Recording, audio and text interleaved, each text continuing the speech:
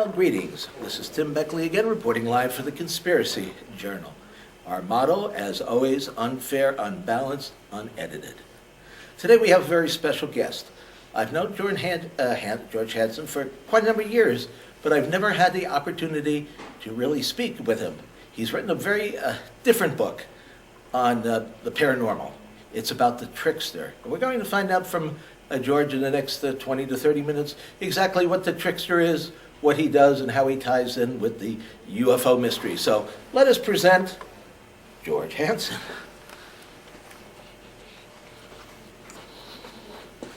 Well, now I take my famous position behind the camera. George, how are you today? I'm fine. Thank you, Tim. We're here at Pat Marcatilio's. This is his 51st UFO conference, UFO Paranormal Conference.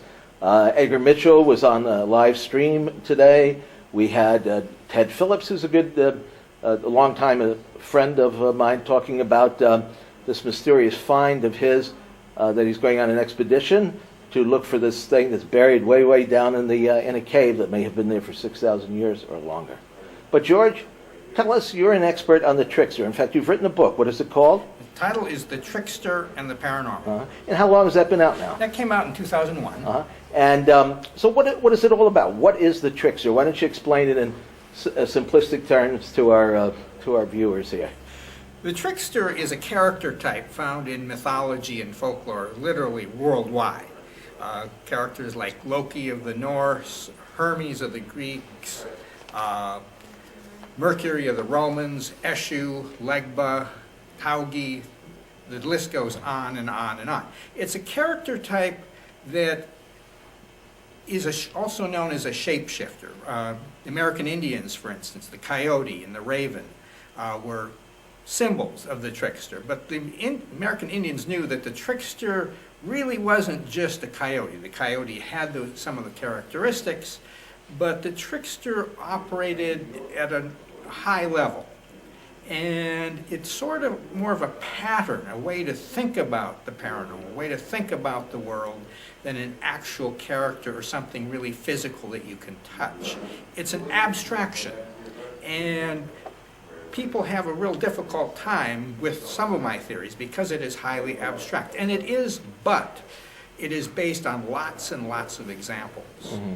Now, what would you say, though, to people who say, well, these are Indian stories, legends, passed down over generations, storytellers? Oh, sure. Yeah. Sure. Well, mythology and folklore has lasted for thousands of years. Scientific theories, if they're any good, they might last for a few decades, maybe a little longer, and then they get changed. But people have been telling these stories for a very, very long time. That suggests they have some very deep importance, maybe something that we've forgotten or don't understand anymore. But in some cultures, these are very sacred stories and have a very great to do with how people live, and certain tribes of North American Indians certainly understand that. Well, what exactly, can you give us some examples of the Trickster phenomena? Sure. The Trickster phenomena really happens in virtually all areas of the paranormal. One of the most commonly observed things is the amount of fraud in physical mediumship, where mediums will sit in a seance and physical things will happen, like tables will levitate, rapping sounds will occur. Voices through trumpets. That's right. I'm your dead Aunt Sally. That's I never right. had a dead Aunt Sally. You do now. But 150 years ago, yes, those were common, but it was quite well known that some of that phenomena involved trickery. Stage magicians and close-up magicians simulate supernatural phenomena. That's their stock in trade. The supernatural, the paranormal, these phenomena have been simulated and used in fraud and deception for a very, very long time. But there's a lot more to the Trickster than just that. Well, now, when you say, okay, so there's this Trickster phenomenon. Is somebody putting these people up to do that? Are we talking about a metaphysical Trickster, somebody saying, ah, ha, ha, I mean, behind our backs? That's a very good Joker, question. the jester, It acts that way. I'm suggesting this is the way the world is built. the world, the universe conspires, if you will, and I'm not sure that's quite the right word. Oh, it does. But to produce phenomena, and often they respond to our own consciousness. If a person is fearful of something, that may tend to bring it about. In laboratory-based parapsychology, we find that people's expectations have a fairly substantial influence on the results they get. If they tend to be believers in the phenomena, they tend to score more highly than if they're skeptics. So the universe is somehow connected to our consciousness in ways we don't fully understand, and the trickster is partly a manifestation of that. Well, does the trickster itself take on physical form? It can, yes. Certainly there are phenomena within seances that tend to emerge from ectoplasm or who knows where. Some of the UFO phenomena has this transient quality. It's for a short while it seems to be physical and real and maybe even tangible, and then it sort of evaporates. And Well, now, do you have any favorite cases? well, there are lots and lots of cases of hoaxing in this field. Fairly recently, there was the scandal involving Phil Imbrogno, for instance, Yeah. which, I don't know if you can blame that on the trickster. well, yes, you can. Yeah. You see, this phenomena is pervasive in this field, and it tends to discredit it. But the trickster operates in a higher level. Well, now here also too, it's interesting about Phil Imbrogno. If people don't know who he is, he claimed that he had a degree from MIT. MIT. He's written all these books on the jinn Yeah. and other paranormal phenomena. He started out as a pretty conservative researcher Yes. of lights in the sky and phenomena in the Hudson Valley. And He stone even wrote a chambers, book- yes. He even wrote a book with Dr. Hynek. Then all of a sudden, he's gone well beyond that into realms of the paranormal and other realities. He's in the chambers up in New England and speaking and seeing all kinds of phenomena there, some of which seem to be legitimate. Now, the peculiar thing about that, what's the trickster phenomena? Not everything that he's researched, but the fact that he had to tell a lie that has no meaning even, right? I mean, Yes. why say that you have a degree from MIT? It's not essential to even telling the story, except it's almost like subconsciously you want to get caught in the fib. Or there's always a desire in with many paranormal investigators, they want to be respected. They really want respect and a certain amount of status. The trickster, Unlike us, who are only looking for fame and glory. That's right.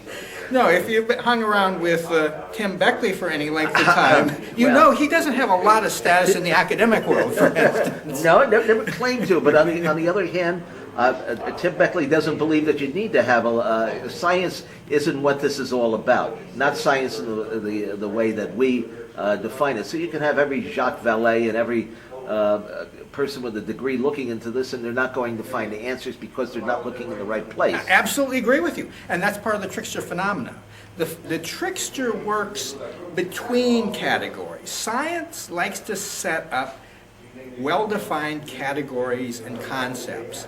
It's where these concepts and categories tend to blur that we find these phenomena. For instance, the Burdaki or Burdash, I'm not sure the pronunciation, are characters in American Indians that take the role of the opposite sex. They blur the sexual roles. Many of these people were viewed as having supernatural power, That's correct. and they also, many of them became shamans. Yeah. Again, we blur that distinction. Do you know that some of the Indian tribes, the Huron, I believe it is, they actually had the shaman would go into a tent, and the tent would start to shake, Yes. very similar to what the spiritualists. Yes, yes. Uh-huh. The shaking tent ceremony was common in several different tribes, and it's extreme. There are very, very many. And then the parallels. lights would they would have a fire inside, and you see other people in there who probably weren't in there, shadow Yes, people or something. and also sometimes the shamans would be bound with rope and they would escape. Very, very many parallels with early spiritualism. And many of the spiritualists had Indian guides. I don't think That's true, yeah, yeah. I don't think that's a coincidence. I Yeah. think there is some real connection. Very good, very good. Well, now, did you know, George, for example, that, of course, most tribes had their own clowns. That's where the Yes, makeup and everything yes. came from. Well, Clarabelle the clown was actually, was it Clarabelle the clown? Had actually, was a name that one of the clowns actually derived from the actual Indian names that were used. Very interesting, because there is a fair amount of literature on clowns in American Indians. And a lot of the analysis by anthropologists and folklorists derive from analysis of the trickster figure. Because the clowns would violate taboos and violate the normal order of things. And they could be kind of scary, especially to little children. But they were very, very important figures, and they were viewed as sacred. It's Bozo, by the way. It wasn't Clarabelle. Let's give the clown the right credit, because the tribe's name instead of Bozo was McBozo. So obviously that's where Bozo got the name from. Reading some literature somewhere, or maybe it's the trickster working behind the scenes again. It could be Timothy Green Beckley's brain or something. We don't know. But yes, the clowns are very important, and I haven't looked. It's been years since I've read that literature, but they come up time and time again. And some of the clowns have shamanistic powers as well. How about the Space Brothers, the Space People? Are they a trickster? Oh gosh, for that? yes. Yes. Oh yes, yes. Any parallels you could draw there? For instance, they're shapeshifters. Yeah. They may tell the truth, they may not. They may provide healing for some people and may cause serious health problems with others. They are regarded as sort of dangerous. There's a taboo. They're a little bit like Bigfoot. Now, most people don't realize that American Indians were familiar with Bigfoot, but they understood it was not a normal animal. There was a problem. If you saw a Bigfoot, in some tribes, one had to be ritually purified because one could infect other members of the tribe. There was a taboo, a stigma attached that was contagious and could make bad things come about if it was not ritually taken care of. So the American Indians had a more sophisticated understanding of these phenomena than we do in our Western rationalistic society today. Science doesn't quite get that. Again, we've got this blurring of categories. Is a Bigfoot an animal or human? Again, it sort of blurs that middle ground. Spirits and seances do the same thing. In our society today, we consider that there are two distinct states, life and death. You're either one or the other. But spiritual mediums bridge that gap. They are betwixt and between. And it's in this betwixt and between realm that we find the trickster phenomena to emerge. UFOs are a really good case in point. We distinguish between the heavens and the earth. That's what many anthropologists call a major binary opposition. Angels and UFOs traverse between the heavens and the earth. And again, that is a blurred area, and that's where we find these trickster type of phenomena. Now, do tricksters operate from another realm, another dimension, or the inner earth, or none of the above? I would say none of the above and all of the above. I'm not sure we have that it fits into that kind of category scheme. It's more a realm of betwixt and between, where our consciousness makes distinctions between one thing and another. Are you throwing Carl Jung at us? A little bit. Jung wrote on the trickster. Oh yeah, I didn't know that. Yes, he did. He wrote about Hermes, and he talked about the trickster being the combination of all opposites. So between life and death, between the heavens and the earth. So he understood that opposites were very fundamental to understanding the trickster. Now, do tricksters, do they have minions? Can they make people do their bidding? Do they, control maybe some other...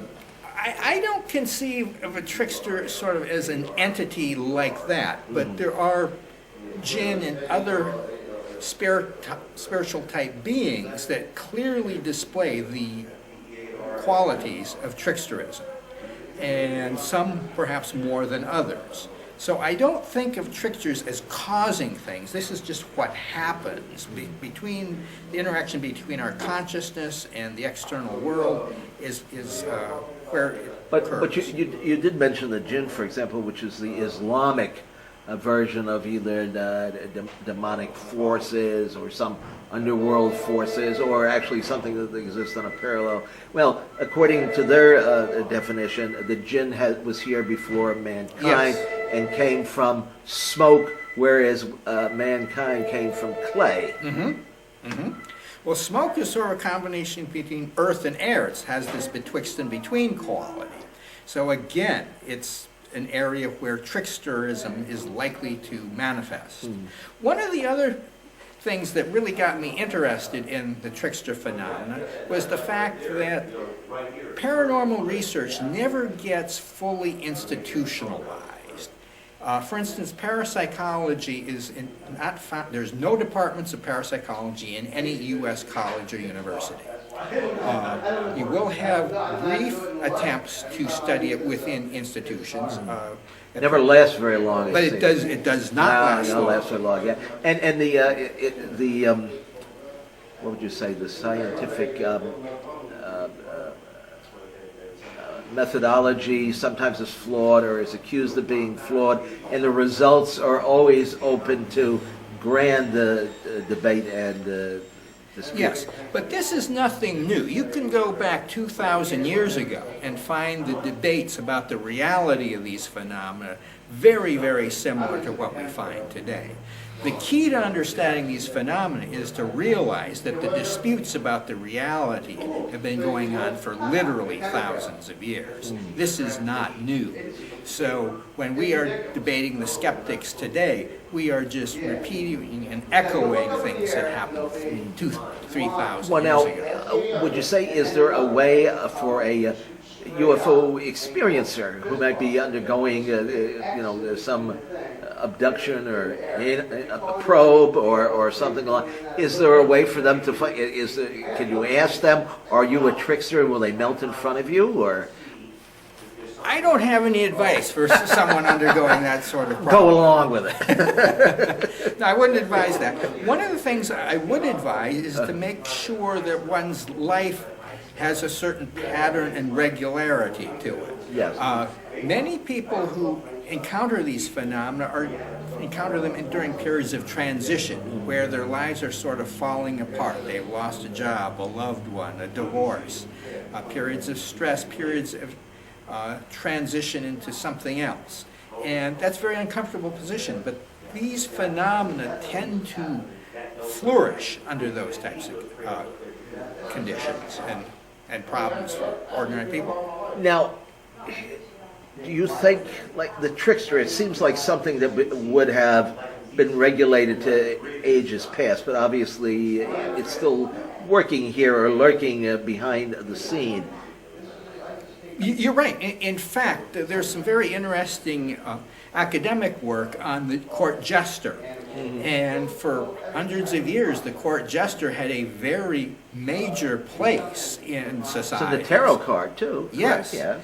But around the time of the Renaissance, roughly in that era, the court jester started to disappear. The court jester could challenge the king and sort of mock people, and could get away with it. So it was understood that this person who was sort of not part of the royal court, but sort of part of it, would have certain privileges.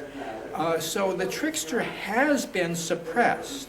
The whole way we think about the world, what Max Weber talked about, the rationalization of the world and making rational categories, tends to suppress the trickster, and we don't notice them. He removes from Now, our does this consciousness. irritate the trickster? I don't know if it irritates, but the trickster will operate somewhere else. The trickster is continually with Like us. convincing people that Barack Obama's birth certificate isn't accurate. Yeah, something. Yeah, there are tricksters, and the trickster works on status. It likes to bring down the high and mighty to make them Good for the trickster. Yes, Yeah. yes. Let's have a toast of gin to the trickster, Yes, I would say. Yeah. yes. And the trickster is more widely accepted and understood by people on the margins and the lower orders. And in fact, if you look at the best theoretical work on the trickster, you find it among black scholars, American Indian scholars, some women scholars. And Chris O'Brien. Yes, but he's not an academic. No. Oh, no. But if you look at the old white men academics, they rarely get the basic ideas, and the real insights come from the minority scholars and some of the women. And it is and some of the best of their work is sort of brushed off, but a person who comes from an outsider perspective will get and understand the trickster much more effectively. Now, does this tie in with the shapeshifters? Yes, the trickster is a shapeshifter. In fact, American Indians understood that very, very well. Well, but we think of shapeshifters, though, if you believe in them, they can leave physical traces. Yes. Yeah, they can, they can strangle your dog or leave it a puddle of mush in your yard or something. Yeah. No, that's very trickster-like. And in fact, I suspect there's something with cattle mutilations. Hermes, for instance, when he was practically a newborn, he went out and killed a bunch of cows and made a sacrifice. Well, there you go. Well, George, you have a wealth of knowledge on this, and I think it should be disseminated all over the planet. And let's get that trickster. In the meantime, let's say goodbye to our friend Bozo and to this little wily coyote here. And George, thank you for being on our little program. It's unfair, unbalanced, and unedited. That's for sure. Great title. Thank you. Oh, okay. Well, here we are again with another edition of our unfair, unbalanced, unedited report. Today I got my old buddy here, Ted Phillips. Yes. And we're going to go on to a journey you're not going to believe. So let Absolutely. me take my position behind the camera, because remember, I can see you, but you can't see me. So Ted, you and I did a wonderful interview when we first met several years ago. Several, yeah. And we've been in somewhat of communications, but not all that much. We say hello on Facebook as our photos pass by real quickly, and you post some very photographs of you and Dr. Hynek, and you've been doing this how long? You were so young. Well, just like me. I should talk. I was like 15 when I started this. Were you about that age too? Well, actually, I got interested in this stuff when I was 9, but didn't do any real work until about 22. About 22. And what was your first case? Socorro. Socorro. Yes, there's a photograph of you. Is it with Lonnie Zamora and Dr. Hynek, and you're around the burn mark in the ground? Well, were you living in Missouri then, and you just got up on your own and decided to go? Yeah. Dr. Hynek didn't know you were coming. He didn't invite you. I didn't know Dr. Hynek at all. No. And now recently, somebody talking about Socorro, somebody recently came up with this totally ridiculous theory that Socorro was like a hoax created by some college students with a balloon and a projector or something. And in one or two words, what do you think of that? Well, I can't really say it. Well, yeah. Just remember, this is unfair, unbalanced, and unedited. Okay. Bullshit. Very good. Yeah, it really. I have seen over the years folks come along with really dumb, uneducated ideas to explain away Socorro.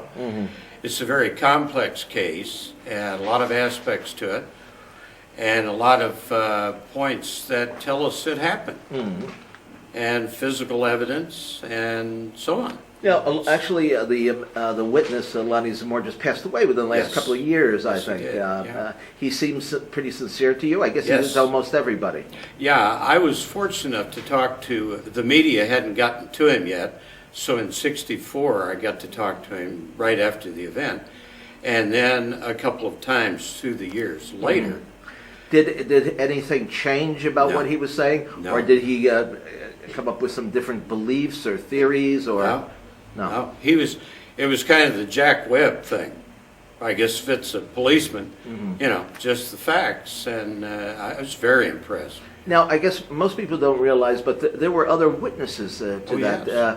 There was a couple, did they not stop at a gas station or something and say that they had seen an unusual, were they credible? Did anybody interview them, or do you know, or? You know, I don't think they were interviewed. It was the word of the Gas service station station attendant, but nevertheless, this was before this jumped to a higher level, and no one really cared. No one really knew anything about it. But there was also a family, and I'm thinking they were from the Chicago area, was determined. Ray Stanford, of course, did the great book with Flying Saucer and Pentagon Pantry or Air Force Pantry. Tremendous book, all on Sakura. And by the way, he asked me a year and a half ago, he said, how about you and I doing a paper on Sakura together? And I said, absolutely. Of course, I haven't heard from him. Well, that's but right. he's a busy guy. He's digging up dinosaurs. That's what I and- hear, yes. Yeah. So now, what other cases, just to briefly, because we're somewhat limited here today, we've all been hanging out at Pat Marcatilio's 51st. Yes. Can you believe that 51 Oh, conferences? Yeah. That almost boggles the mind. In Yeah. fact, it does. Just Yeah. rounding up those speakers, and he's got everyone that he's, I think, recorded over the years, and just about everybody. Today, Edgar Mitchell was on a live stream here, and of course, you spoke. I think this is the first time in a long time you've been out east there, right? yes, actually it is. Yeah, I went through last year some health problems, Yes, I know. and fairly significant, and doing great, doing much better now, and have several lectures lined up, and Oh, wonderful, looking because I know forward to people want to hear what you have to say, especially with some of these new things that you've just started Oh, gosh. talking about. Yeah. Marley Woods. The Marley Woods. And even more exciting to me because of my interest in the legends and lore of the underworld. Yes. Is your future trip coming up pretty soon, we hope and we understand, to Slovakia. Slovakia. Yeah, Okay. yeah. And in 3 minutes or so, just give us a little hint about what that's all about. I know you've been there several times before. Yes. There's something that's ticking or making a sound. Or Yeah, ticking bomb. Actually, a Czech engineer had 3 engineering degrees during World War II. Was being hidden in a cave after his battalion was wiped out by the Germans. And they were hidden there by a Slavic sheep herder. And this was a cave that he held in very high regard, kept the entrance covered with stones, and had been taken into it in the 30s by his father and grandfather. what year was it discovered? It was discovered in October of 1944. Okay. Yeah, and the Czech engineer was had been captured by the Germans, put in a concentration camp in 39, escaped in 41, which didn't happen too often, and he joined the Slavic Underground Army, became a captain, and had fought in World War I, so he had a lot of combat experience. And so anyway, they were under attack. They were all killed except for this gentleman and 2 of his soldiers.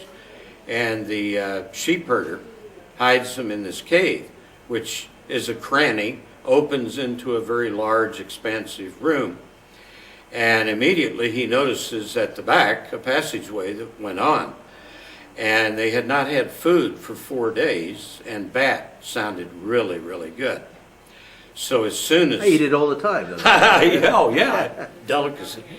But the Slavic gentleman asked him not to explore the cave, not to go back, because it was dangerous. There was gas and bottomless pits, and it was haunted. And one of the interesting things when he first took the Slavic soldiers in is he went through the religious rites, blessing the guys, himself, and the cave. It was a very significant thing in his life. And he had been taken to the back of the cave and obviously had seen the artifact. Mm-hmm. And I found out much later in 1971 that he actually had admitted to knowing this thing was in there. Now, when you say artifact.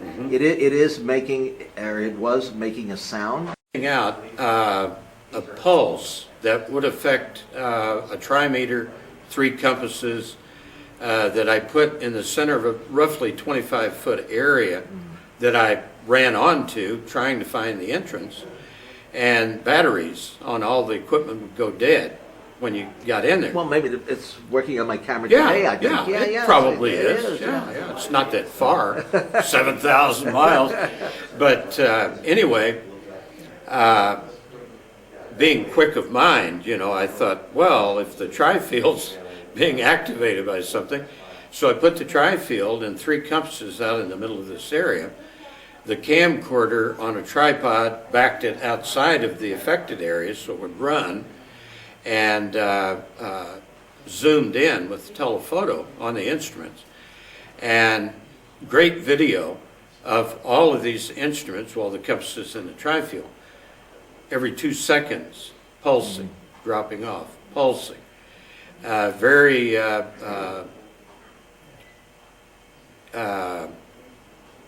blank. The tri-field and the compasses pulsing back and forth every 2 seconds. And it was Would indicate what? well, it was indicating some kind of, I would think, an EM sort of effect coming out of the ground. Is someone or something keeping something alive?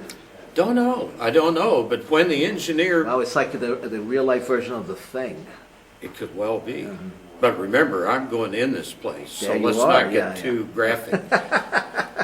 Well, and we hope you're I'm coming out old, too. but I'm not ready to end it yet.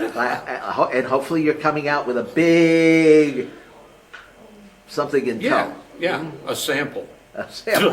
One arm. That'll be earth shaking. Yeah, well, an arm would be good. Yeah. I'm sure he'd be happy about that, whatever it is. Yeah. But this artifact, because of its surroundings and the situation it was found in, is extremely old. Now, Extremely. how old do you think it is? Well, based on the limestone drippage on an average, and the effects of flowstone stalagmites growing on the face of the outer wall, it would have to be far in excess of 6,000 years. Well, how the heck did it get down there? It's a good question. Yeah, sure. It's a good question. Uh-huh, The cave entrance, from the cave entrance It's down. not big enough, though, the cave entrance, right? Oh, no, not it. Well, and they found the prehistoric cave bear inside this thing, and the cave bear could not have gotten through this small crack Right. leading to the interior of this. So maybe the earth has shifted. Could be. Could be. Yeah, it definitely has been there for Or very there long. could be another entrance. He couldn't find any. Now he didn't have the time to explore the many Yeah. side passages. Well, that's in what I'm, this yeah. Yeah. It's, But- yeah. To get into the bigger room where the artifact is at, the cave bear would have had to have crawled through a 2-foot high space, and a cave bear couldn't do that. He could barely get a foot through there. They were massive dudes. Hopefully you won't find one of them hibernating. Not likely. Okay, so you have a documentary deal or a movie deal on this, or we're finding out about it soon? Yeah, next month, May, we're Steven doing Spielberg, some pre-show. or- No. Probably some escaped convict, but that's who I generally work with. Whoever's got the money. Yes, absolutely, yeah. So do you think, what's your chances of finding this? I think pretty good. Yeah. As a matter of fact, I think I have the right cave, and there are a number of indicators I mentioned in a presentation that explain why I believe that, and pretty valid stuff. And not only that, the lay of the cave. I have the original cave map as drawn by the engineer in 1944. And he kept all of this, all the sketches and Well, everything. I've seen the documentation. Today you gave a 2-hour almost 2-hour presentation, and Yeah, it's yeah. fabulous. I mean, there are Most a few- people were yes. actually even awake at the end Well, of this. even me. Well, I some haven't of them sit- were. I have not sat through an entire 2-hour lecture since I can remember. Yeah, I haven't either. I even fell asleep recently on a radio broadcast when Yeah, somebody was interviewing me. Yeah, yeah. Well, they had too many damn commercials, I swear. Okay, well, it certainly puts you, that's out of the realm of Socorro. Yes, oh yes, yeah, totally different. And you had told Dr. Hynek about this, and he said, go ahead, go for it. Yeah, well, actually, he been there. came out Yeah. right away to the engineer's home Yeah. in 1970, and we both visited with he and his wife They were living in Denver. in Boulder, Colorado, yeah. And very, very sincere people. And they had been through a lot. First the Nazis, and then rescued by the Russians and turned on by them. And so they had, they were living the life of leisure prior to the German invasion. And that went to hell in a handbasket. And, being thrown in a concentration camp, that's bad. Yeah. So, what do you think this is? It's an ancient alien artifact? I really have no idea. I really don't. There's no indicator other than it obviously was constructed of some kind of materials we're not aware of today. And a seamless, large device like this and a jet black mirror finish material. And he actually used his military rifle and shot at the wall because he couldn't get a piece of it for a sample. And the bullet didn't even scratch Now, this material. is this a craft or a container? Well, I don't know. It'd be a Is big thing to move. Superman inside? He may be. Only Superman could move this thing. Yeah, It's okay. large. It's very large. Well, I have followed you for several years talking about this, and I find this probably the most intriguing, ongoing, episodic incident, Yes. or something like that. Yes, like Okay. the old shaver stories, Yeah. it never ends. Yeah. But I hope it'll end. Yeah.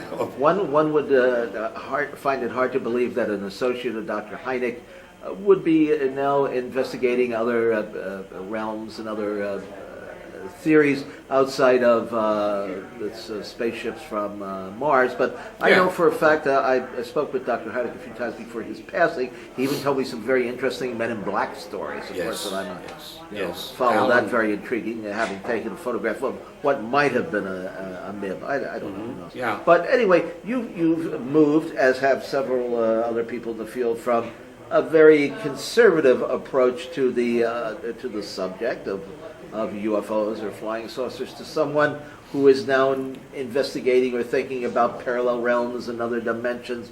What brought you along this path, and have you given up the idea at all for good that these may be spaceships?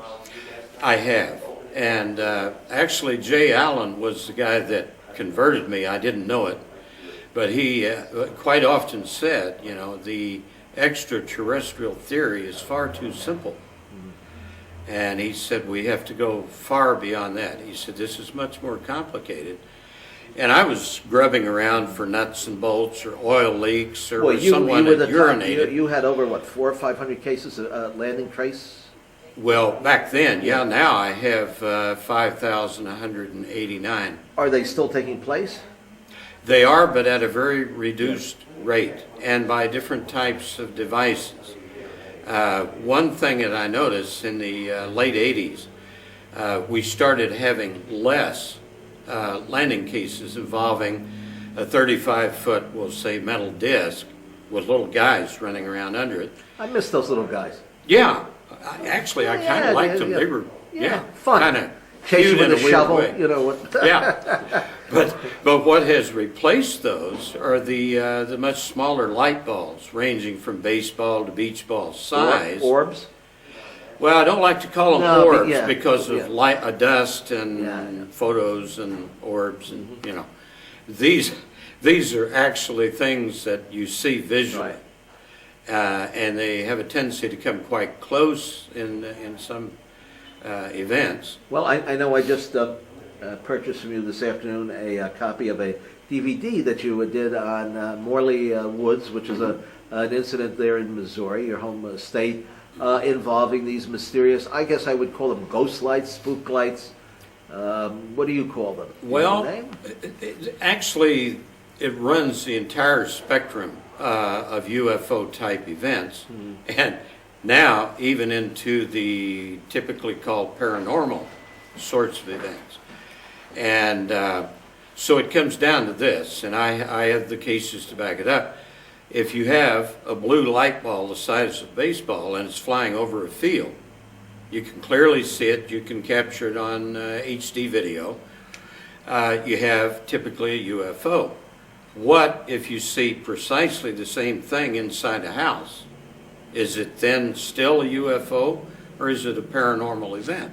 Because a lot of the paranormal researchers see Yeah. and capture just that kind of activity. And there are good cases. One, Are you familiar with the case in Colorado in Black Forest? You know that one?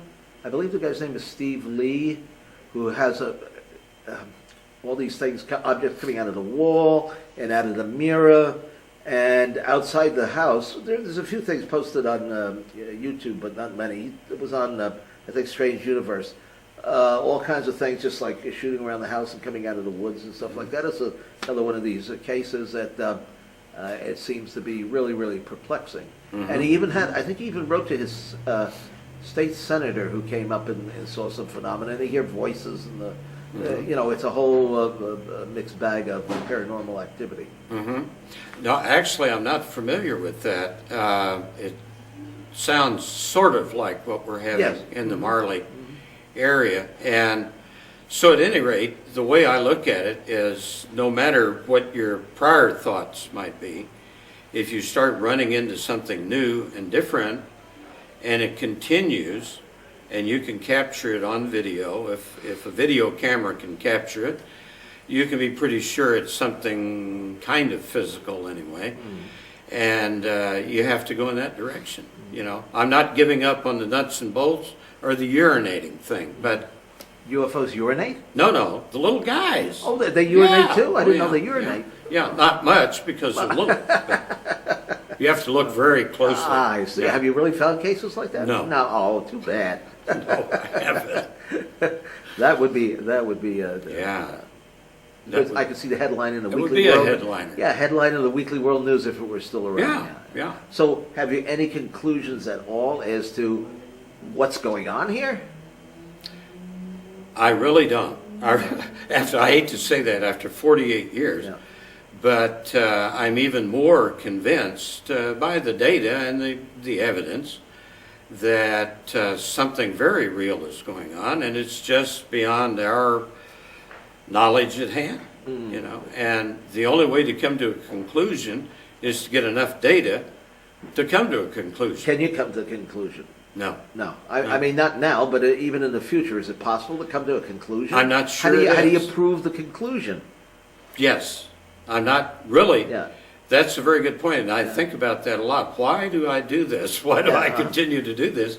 Except it's fascinating. It is fascinating. And also, too, I think that, this is what I tell people. I say, well, I don't know as if it matters whether somebody has necessarily told a tall tale, if you want to believe it, or they went to Mars or Venus. It's all part of the same package. Yes. I kind of feel that we're all kind of on the mothership being drawn somewhere for some reason, or maybe no reason. Yeah. But we're all kind of in this together, whether we like it or not. So I usually keep my sharp tongue in my mouth, unless I happen to be doing a vampire movie or something like that. Then I can perhaps let my fang show. But I just figure if somebody's onto a trip of their own. Now mine happens to be synchronicity, things that patterns and things and coincidences that happen that are just not even explainable. I mean, you can't even have a remote reason to say that this would happen. And people know about this. I've talked about it on the air. I've written a couple of articles and so forth. Are there any other cases that you're investigating currently? Let's see. The Marley stuff is, and working towards the cave trip. That's primarily what I'm doing. The Marley things keep me plenty busy. It's remarkable. I have the opinion that if one could observe the entire area there, that you would pick up something pretty well every evening and day. It's seen Yeah. in daylight also. Is it? Yeah. And what is the appearance that they take on? Pretty much the same as at night. And the light bulbs have been seen in daylight. The big ambers have been seen and photographed in daylight. And the problem with this stuff, Tim, is it makes no sound. And It makes no sense. No sound. Oh, sound, I see. Yeah. like the gurgling in my mouth as I'm trying. But one evening, one of the team members says, "Behind you." And I turn around, and about 6 feet behind me is a baseball-sized light ball, and very close, well, 6 feet, and not very high above my head. And Well, it's your halo. You would, yeah, sort of, but you'd have no idea it was even there. I mean, There's you know, no warmth or no tingling sensation or anything no, like that? no. Do you think you could put your hand through it if you, well, I, you can never get I close would not enough. try. You wouldn't try? No, there's a good deal of Fry me energy. a river, I'll fry a river over you. Yeah, that's what it would be. Yeah. Fry. Not ball lightning, though. Oh, no. No. No. It's not attached to anything. Observations have a duration of a half hour to an hour, and, you know, it's But now not some something of that them, just... some of them have taken on the appearance of craft. There have been just a handful of solid object, structured object one is enough. observations. True. Yeah. I mean, so there seems to be some kind of. Otherwise, we could say, well, they're ghost lights or they're orbs or something. It Yeah. may not be UFOs, but if they do come in a structured craft, unless maybe they're coming to look at the lights. Well, but there's the occasional UFO quote. Yeah. What's the largest light or thing that's been seen there? Light thing. Well, whatever. What's the largest? Well, the largest object would have been two structured objects Oh, see, okay. that were captured on video, estimated by multiple witnesses to be about the length of a football field. Oh, well, while I'm thinking of it, why don't you tell people where they can get your DVD and all? I mean, let's plug something of Yeah, yours. that's really a good question, because I shut my website down. Yes, I know. It's been Yeah. talked about on the Yeah, internet. I got tired of people emailing me and saying you need more photos. Wow. And I thought, why am I bothering with this website? Yeah. And so I guess you'll just have to catch a lecture or watch for a website. Yeah. I'm working on it. Okay. I'll try it one more time. All right. And what? Okay. You say there's no heat. There's no sound. How many witnesses have there been to this now in the Marley Woods? In Marley, 227. And not a single person has gone public. And you don't make up a big fat lie and keep it to yourself. Are these people all people that live in that area? Yes. Yeah. No casual observers have come by, or you haven't invited others? Or? Well, I do have a few of those types of sightings, but generally I'm not able to get names because they don't want any part of it.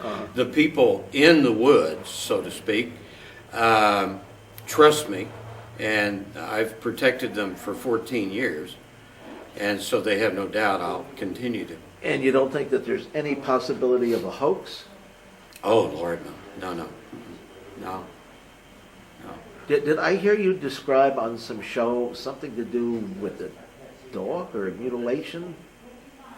Well, there have been some rather severe cattle problems, and which before this I didn't pay a lot of attention to because I thought it was, coyotes, hungry animals and things. But I'm finding that probably is not totally true. But there wasn't something to do with dogs? Yeah. It was. Yeah, well, there's been some very extensive, this borders on, well, actually, yeah, borders on the paranormal. Yes. Yeah. Yeah, Geez, yes. yeah. And I thought we it's knew not that. like a little guy gets out Yeah. and steals Oh, yeah. a dog or eats it or something, but it's some rather extraordinary events that are under investigation. And Well, what was the story on the dogs? They got caught in a fence or something? I'm trying to remember what the... it would take a long time to get into that. It is a very protracted in two different situations, really. It involves a lot of stuff, and it's a devil of a story, you know, and really. If we had an hour, we might get into it. Well, but so can they order the DVD off Amazon or? No, not yet, not yet, no. I just put this first part together, the Yes. first DVD, which is made up of videos of the various activity. And part two will be more of a story with the investigations and a lot more content, and maybe a little less video. But the two combined, I think, would be of great interest, really. So, There's a lot of interest in this particular event. And one thing that I would throw in, it is in a lot of ways very similar to Skinwalker Ranch. And there are a couple of other areas like this. And I've learned of a couple well, in there's the the Northeast. Bradshaw place that I recently kind of got involved with. I was down in Sedona and interviewed this fellow Tom Dongo, who's kind of the main researcher of this particular place. The government, there was all sorts of mysterious lights and things showing up and interdimensional creatures being captured, whatever they are, on the photographs. And finally, the government ended up buying the land.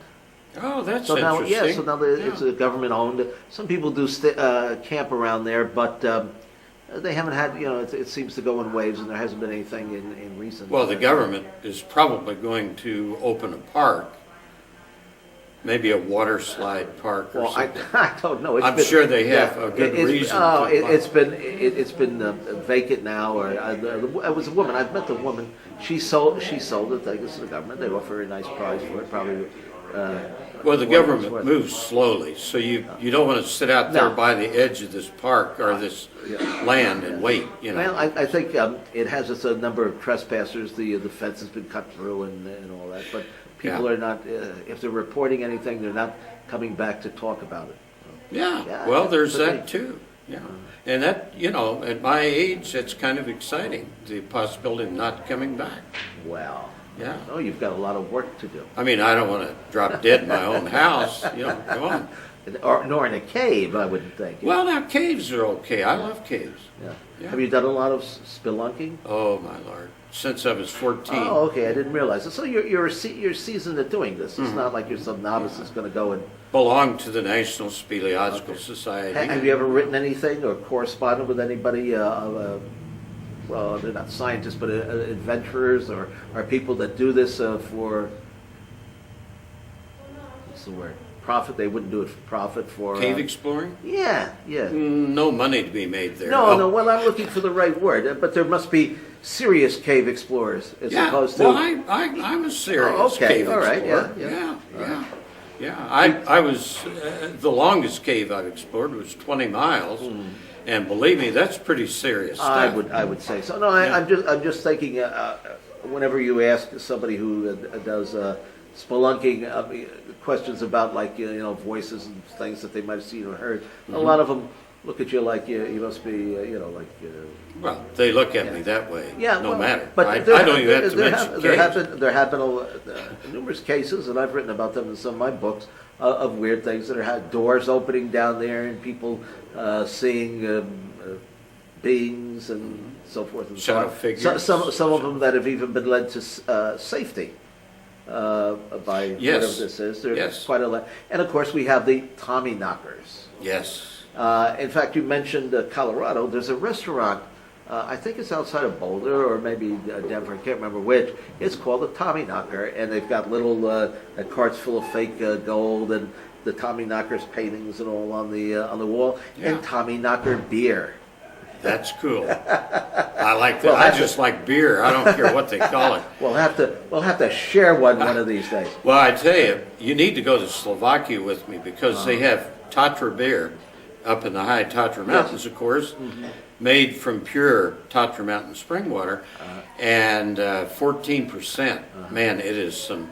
Well, I'll tell you what. Serious beer. I'm not much these days into cave exploring, but I'll run your base camp down there. You'd like it. I'd love to. Tim, you'd like it.